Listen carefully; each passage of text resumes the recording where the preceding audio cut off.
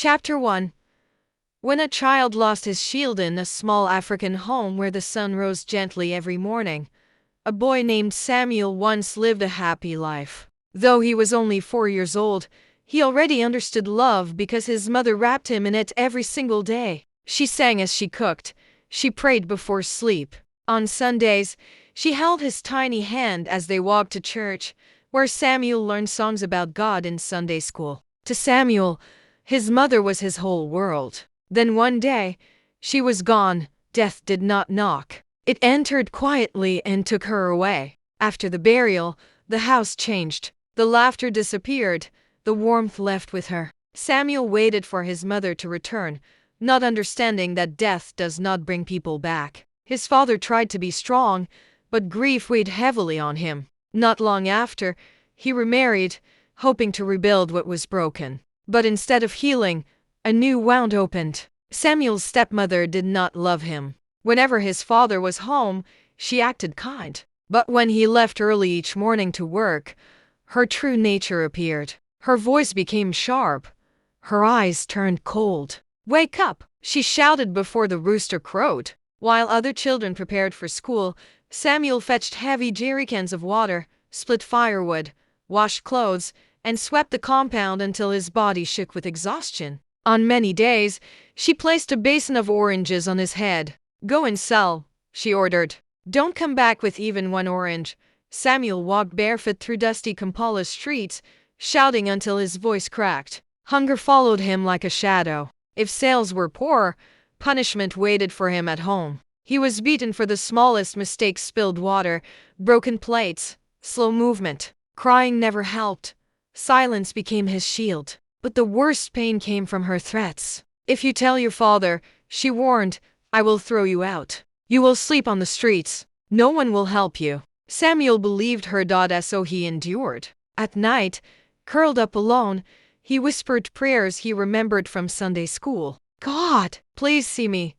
Years passed like dry seasons, long and unforgiving. Samuel grew into a thin teenage boy, but suffering followed him closely. By the time he turned 15, his body was strong, but his heart was tired. One evening, after hawking oranges all day, Samuel returned home with missing coins. Customers had been few. Hunger had weakened him. His stepmother did not listen. The beating that followed was the worst he had ever known. As he lay on the ground in pain, something inside him finally broke, not his body, but his fear. That night, Samuel made a decision. He waited until the house was silent. He packed nothing, no shoes, no goodbye.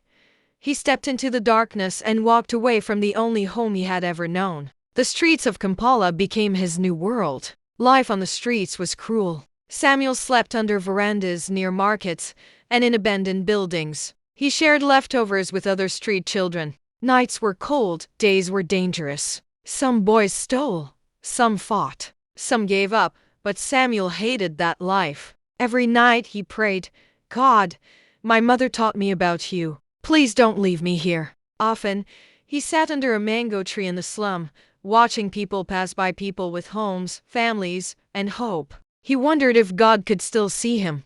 Hope grew weak, but it did not die. One afternoon, something unusual happened. A group of visitors entered the slum. They spoke kindly and listened carefully. They were from an American NGO, visiting Kampala to help vulnerable children. Samuel watched from a distance. Then one woman noticed him. The woman's name was Catherine Fisher. She did not shout.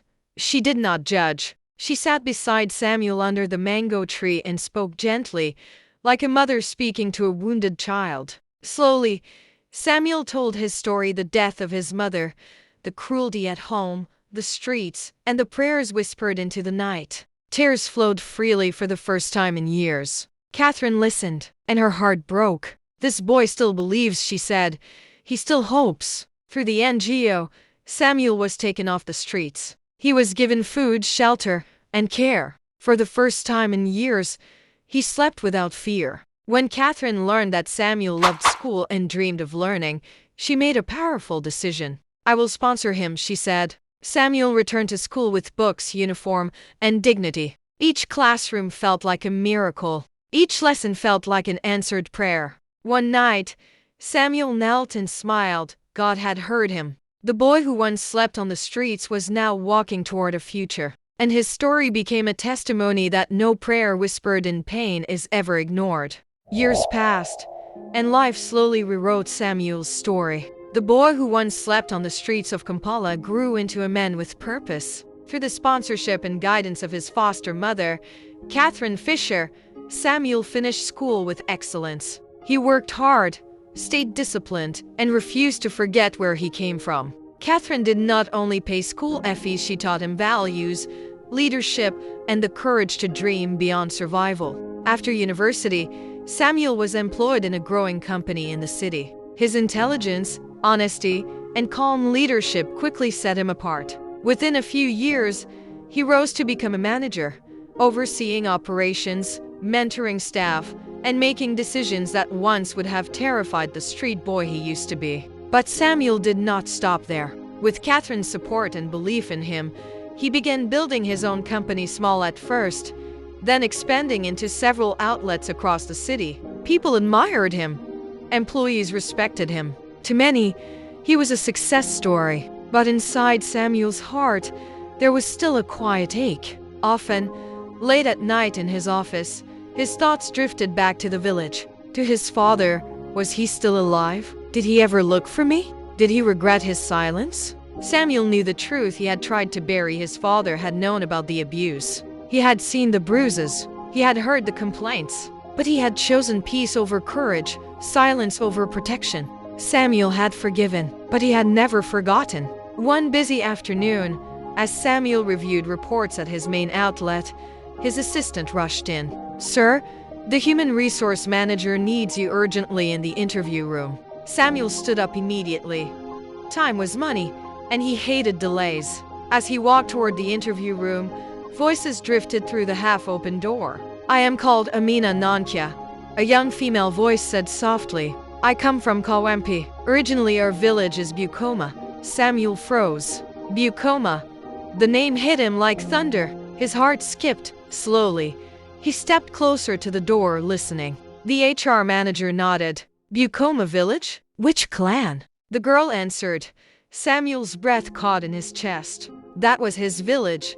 That was his clan. He pushed the door open. Everyone turned to look at him. Samuel's eyes met the girl's. She looked no more than 20, nervous, neatly dressed, hopeful. There was something familiar in her face, something he had seen before in old memories. He spoke slowly. "What did you say your father's name is?" The girl hesitated, then answered. Samuel felt the room spin. That was his father. Silence filled the room. "Amina," Samuel said carefully, his voice shaking. "Who is your mother?" She mentioned his stepmother's name. The truth landed heavily between them. She was his stepsister, the same house, the same father, two very different childhoods. Tears filled Amina's eyes as Samuel sat down, overwhelmed. She had heard stories of a boy who ran away years ago, stories told in whispers, full of shame and blame. She never imagined she was standing before him now, as her boss. Samuel dismissed the interview panel quietly and asked Amina to sit. They talked. She told him their father was old now, sickly, quiet, regretful. The stepmother had changed, weakened by age and consequences. The village still spoke of Samuel, the boy who disappeared. "He thinks you're dead," Amina said softly. "But sometimes he cries." Samuel closed his eyes. That night, for the first time in many years, Samuel did not sleep. The past had found him not in pain, but in purpose. God was not finished, and the journey back home had just began. For many nights after meeting Amina, sleep refused to visit Samuel. His office lights stayed on long after the city slept. Papers lay untouched on his desk as his mind traveled far away, to dusty paths, banana plantations, and a small house he had run from as a boy. Home. He had built companies. He had employed people. He had survived things that should have destroyed him. Yet the thought of facing his father made his chest tighten. Was I ready? Would I break again? One evening, Samuel called Catherine Fisher. "Mum," he said softly, because that was what she had become to him. "I have found my past." Catherine listened patiently as Samuel told her everything. When he finished, there was silence on the line, then her gentle voice. "Samuel," she said, "forgiveness is not for the one who hurt you. It is for the child inside you who is still waiting for peace." Those words settled in his spirit. 2 weeks later, Samuel took the road back to the village. The journey felt longer than it really was. Each mile peeled back memories: fear, hunger, loneliness. When the car finally slowed near Bukoma, his heart pounded like a drum at a burial. Nothing had changed. The same dusty road. The same mango tree, the same old house, smaller than he remembered. Villagers stopped to stare at the unfamiliar car. Whispers followed him as he stepped out. "Is that Samuel? The boy who disappeared?" He walked toward the house slowly. His father sat outside on a wooden stool, thinner, older, bent by time. His hair was gray, his eyes tired. When he looked up and saw Samuel, the world stopped. The old man stood abruptly, the stool falling behind him. "Samuel!" His voice cracked. Samuel said nothing. Tears rolled down his father's face as he fell to his knees. "My son, forgive me." Those words, simple, broken, hit Samuel harder than any beating ever had. "I failed you," his father cried. "I was weak. I saw, and I kept quiet. I feared my home would break, and in trying to protect it, I destroyed you." The stepmother stood at the doorway, silent. Age had humbled her. Strength had left her cruelty. Samuel felt anger rise, hot, sharp, justified. But then he remembered the boy who used to pray in the dark. "God, please help me." He knelt and lifted his father up. "I suffered," Samuel said, his voice steady but heavy. "I slept hungry. I lived on the streets. I almost lost myself," his father sobbed uncontrollably. "But God saved me," Samuel continued. "Not because you stood for me, but because he is merciful." Silence filled the compound. "I forgive you," Samuel said at last. "Not because you deserve it, but because I deserve peace." His father wept like a child. That evening, Samuel gathered the family and villagers. He spoke not with bitterness, but with authority and grace.